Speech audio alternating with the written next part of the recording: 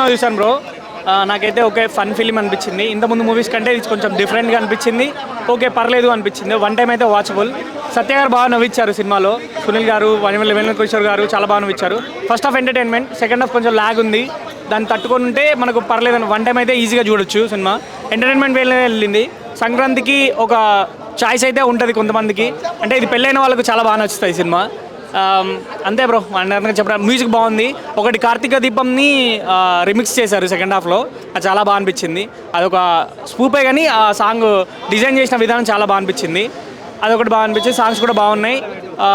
కొంచెం సెకండ్ హాఫ్లో ఇంకొంచెం ల్యాగ్ సీన్స్ చేసి కామెడీ పెట్టేది ఉంటే ఇంకా బాగా వర్కౌట్ అయ్యేదే అనిపించింది. అంతే బ్రో. రేటింగ్ వచ్చేసి 2.5 bro. Thank you very much. ఇద్దరు మెయిన్ లీడే. ఎవరిని తక్కువ ఎవరిని ఎక్కువ చూపించలేదు. ఇద్దరు బాగానే చూపించారు. కామెడీకి కామెడీ వచ్చేసి సత్య బాగా చేశాడు. అందరికి ఓవరాల్గా okay one time watchable fun film. ఇద్దరు హీరోయిన్ కూడా బాగున్నారు బ్రో. ఇద్దరు హీరోయిన్ కూడా బాగానే చేశారు. రొమాన్స్ ఏం లేదు భయ్యా. It's one time watchable. It's depends upon other movies. తీసుకునే దాన్ని బట్టి ఉంటుంది. అంటే నేనైతే ఇప్పటివరకు 3 సినిమాలు చూశాను. నాకైతే శంకర్ వరప్రసాద్ చాలా బాగా నచ్చింది. Okay thank you. భర్త మహాశైలకు విజ్ఞప్తి, ఇందులోనే ఉంది లైను. ప్రతి ఒక్క భర్త ఈ సినిమా చూడాలి. ఎందుకంటే పెళ్ళైన తర్వాత వేరే స్త్రీని, వేరే అమ్మాయిని చూస్తుంటారు. వేరే అమ్మాయితో ఎఫైర్స్ పెట్టుకుంటారు. ఒకవేళ ఎఫైర్స్ పెట్టుకుంటే ఎలా ఉంటుందో మొత్తం ఈ సినిమాలో ఉంటుంది. కానీ ఒక్కొక్క భర్త మీరు సినిమా చూస్తే మాత్రం అయితే ఇంకొక అమ్మాయి జోలికి వెళ్ళరు. ప్రతి ఒక్క అమ్మాయి మీ భార్య మాతో తప్ప ప్రతి ఒక్కరు మీ స్త్రీ సిస్టర్ అంటారు. ఎందుకంటే సినిమా ఇదే లైన్ చెప్తున్నా, స్టోరీ లైన్ ఇది. రొటీన్ ఉంది సినిమా, అంత ల్యాగ్ ఉంది, అంతా రొటీన్ సినిమా ఇట్లా అవుతుందండి. అందరూ చాలా బోర్గా ఫీల్ అయ్యాము. నేను ఆల్రెడీ ఏంటి అసలు ఎందుకు వచ్చినా అన్న ఫీలింగ్ కలిగింది. ఫస్ట్ ఆఫ్ ఆల్ 250 రూపాయలు టికెట్ బొక్కనే నాకైతే. కానీ కానీ సాంగ్స్ బాగున్నాయి. కానీ సాంగ్స్ అండ్ స్టోరీ అండ్ అసలు చాలామంది కామెడియన్స్ ఉన్నారు. ఇలా సత్య గారు ఉన్నారు, ఆయన సునీల్ గారు ఉన్నారు, గెటప్ సీన్ ఉన్నారు, చాలామంది యాక్టర్స్, వెన్నెల కిషోర్ గారు ఉన్నారు. కానీ ఎవరికి అంత అదంటే ఓప్స్ లేవు. ఫస్ట్ ఆఫ్ ఆల్ రొటీన్గా ఉంది సినిమా. చాలా బోరు చెప్తున్నా. నేను కరెక్ట్ చెప్తున్నాను. ఎందుకంటే బాలేని సినిమా బాగుందని చెప్పడం కరెక్ట్ కాదు. ఇలా ఉంటే పబ్లిక్ కొంచెం అర్థం చేసుకుంటారు. కానీ ఈ సినిమా అయితే భర్తలు మాత్రం చూడండి. ఓకే మరి ఇప్పుడు సంక్రాంతికి రిలీజ్ అయిన మూవీస్ లలో ఇది ఎన్నో ప్లేస్ అనుకోవచ్చు? ఇది థర్డ్ ప్లేస్ అనుకుంటున్నాను నేను. Third place. మన బ్లాక్ బస్టర్ ఇండస్ట్రీ ఇట్లో ఇలాంటివి కాకుండా హ్యాపీగా సరదాగా నవ్వుకుంటూ రావచ్చు. సినిమా కోసం అంటే కిషోర్ తిల్మర్ గారు తీసుకున్న పాయింట్ రొటీన్ అయినా సరే సినిమాతో మాయ చేయాలని చూసారు. అది కొంచెం గ్రిప్పింగ్ ఉంటే చాలా పెద్ద బ్లాక్ బస్టర్ అవుతుంది సినిమా.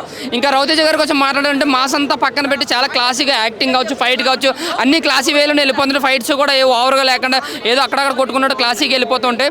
ఇంకా మెయిన్ ఫిల్లర్ ఎవరైనా ఉన్నారంటే సినిమాకి మాత్రం బీజిఎం. నిజంగా చెప్తాను, భీమ్స్ బీజిఎం మాత్రం చాలా బాగుంది. సాంగ్స్ కూడా మేము ఒక 2-3 సాంగ్స్ చాలా బాగుంటే చాలా బాగా ఎంజాయ్ చేశారు. వల్లుబాయ రామరామన్న సాంగ్ కూడా చాలా బాగుంది. ఇంకా సెకండ్ టాప్లో డీజే రిమిక్స్, అది 2 minutes ఉంది ట్రాక్. ఆ ట్రాక్ అయితే నిజంగా చాలా అంటే చాలా ఎంజాయ్ చేశాను. ఆ ట్రాక్ కూడా బాగుంది. అంటే ఏంటంటే ఫస్ట్ హాఫ్ సెకండ్ హాఫ్ అని తేడా లేకుండా అక్కడక్కడ నవ్వుతూ, అక్కడక్కడ కొంచెం బోర్ ఫీల్ అవుతూ, స్లోగా వెళ్తూ, పడుతూ లేస్తూ వెళ్ళిపోయింది సినిమా. సో అంతే కొంచెం డల్గానే అనిపించింది. అదే అంటున్నా. కానీ అదే స్క్రీన్ ప్లే ఇంకా ఫ్లాగ్గా రాసుకుని, ఇంకా గ్రిప్పింగ్గా రాసుకుంటే బిగ్గెస్ట్ బ్లాక్ బస్టర్ సినిమా సంక్రాంతికి. సో సంక్రాంతికి ఫ్యామిలీస్కి ముందుండే సినిమా శంకర్ వరప్రసాద్, తర్వాత ఉండే సినిమా మన ఏదైనా అదే అంటే మనం సిద్ధు జొన్నల గడ్డదే తెలుసు కదా సినిమా వచ్చింది కదా, సేమ్ ఆ సినిమా చూసినట్టు అనిపిస్తుంది. అదే ఫ్లాక్ ట్రాక్ అదే విధంగా ఉంది. కానీ కామెడీ మాత్రం బాగా పండించారు. మెయిన్ ఫిల్లర్స్ ఎవరంటే కామెడీకి సునీల్ గారు, సత్య గారు కామెడీ అయితే బాగా అంటే బాగా ఎంజాయ్ చేస్తారు. ఇంకా వెన్నెల కిషోర్ గారిని సరిగ్గా వాడుకోలేదు. కానీ ఆ సత్య గారు అయితే నిజంగా రవితేజ గారిని ఎక్కువ కామెడీ చేశాడు. ఆయన కామెడీ టైమింగ్ కానీ పక్కన ఇచ్చి ఉంటుంది. ఎందుకంటే అబవ్ యావరేజ్ మూవీ, మరి అంత తీసిపడే సినిమా కదా. ఎవరిని మేడీలు చూపించలేదు, ఇద్దరిని సమానంగా చూపించి ఎంట్రన్స్ నుంచి కూడా ముగ్గురు ఉంటారు సినిమాలు. అలాగే లాస్ట్ ఎండింగ్ వరకు కూడా ముగ్గురు ఉంటారు. బట్ ఏంటంటే లాస్ట్ వచ్చి ఒక డైలాగ్ వేస్తారు, పక్కన వాళ్ళ మాట ఏంటి సంకనాకపోతే మన మాట మనమే వినుకోవాలి అని ఒక డైలాగ్ అయితే ఉంది. సో ఓవర్గా ఆ వరకు చూసుకుంటే ఫ్యామిలీని తీసుకెళ్ళి హ్యాపీగా ఒకసారి చూసి నవ్వుకుని రావచ్చు. దీనికోసం ఎటువంటి ఎక్స్పెన్షన్ లేకుండా సరదాగా నవ్వుకుని అయితే రావచ్చు అన్న. అది సీరియల్ కదండి, జస్ట్ సాంగ్ రీమిక్స్. అదే చెప్తున్నా, డీజే రీమిక్ 2 minutes ట్రాక్ ఉంది. అదైతే సింగిల్ అయినా మాస్ అయినా సరే చాలా అంటే చాలా ఎంజాయ్ చేస్తారు. అదే చెప్తున్నా, ఎంజాయ్ చేస్తారు సినిమాని. మరి అంత తీసిపడే సినిమా ఏం కాదు.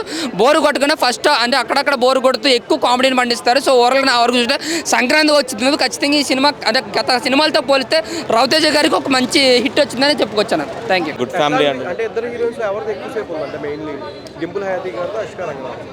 అషిక చాలా బాగా యాక్ట్ చేశారు, తనది చాలా బాగా యాక్ట్ చేశారు. సో తనది సో తన యాక్టింగ్ చాలా బాగుంది. సో వాళ్ళకి మించి బెటర్ దెన్ రవితేజ గారి చాలా యాక్టింగ్ బాగుంది. ఇంకా మెయిన్ లీడ్ క్యారెక్టర్స్ ఇంకెవరెవరు ఉంది సినిమాలో? సత్యది కామెడీ చాలా బాగుంది. వెన్నెల కిషోర్ కూడా కామెడీ చాలా బాగుంది. సునీల్ క్యారెక్టర్ కూడా చాలా నైస్, చాలా బాగుంది.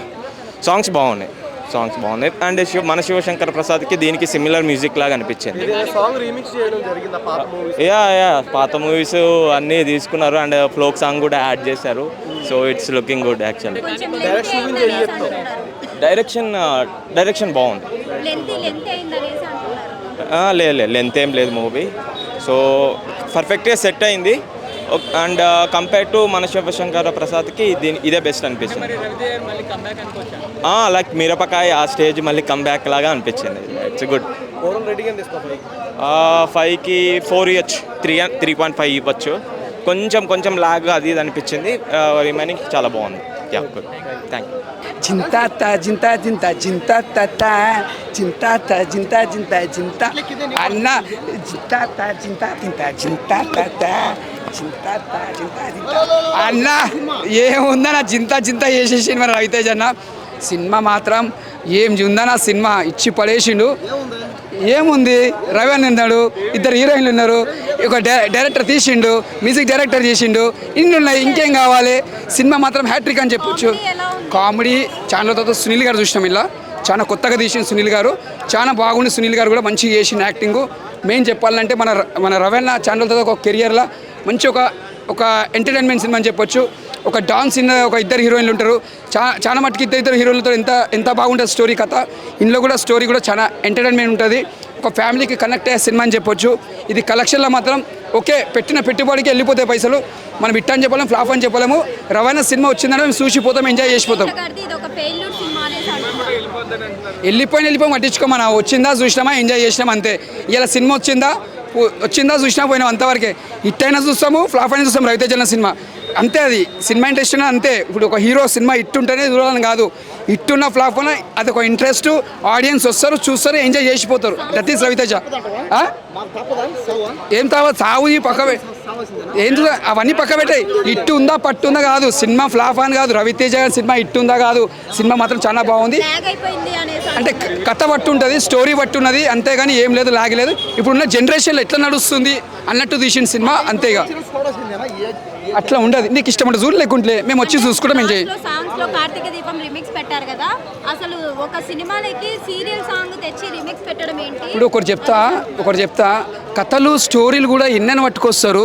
డాన్సర్లు ఎంతమంది అని వస్తారు, రైటర్స్ ఎంతమంది అని వస్తారు.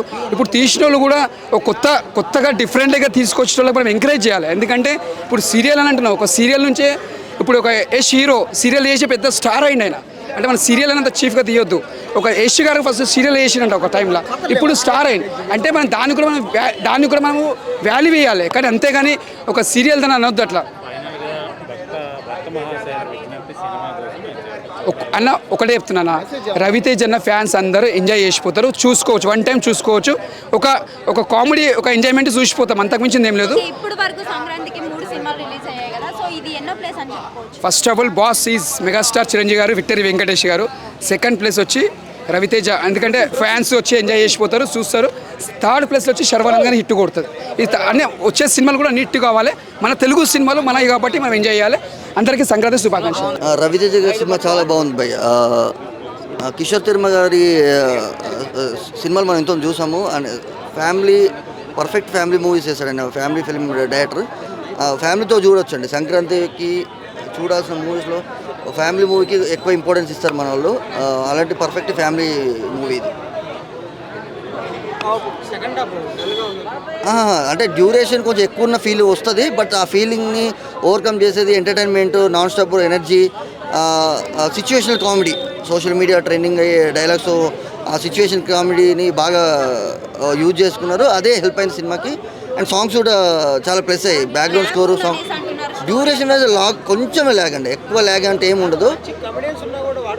అంటే వాడుకునేది 100% అంటే మీ పూర్తి స్థాయిలో వాడుకునేంత లేదు సిచ్యువేషన్. బట్ స్టిల్ ఉన్న వరకు వెన్నెల కిషోర్ గారు కావచ్చు, సత్య గారు కావచ్చు, మన బలగం గౌడ్ గారు కావచ్చు, ఉన్న సీన్స్ అన్నీ బాగానే పేలినాయి.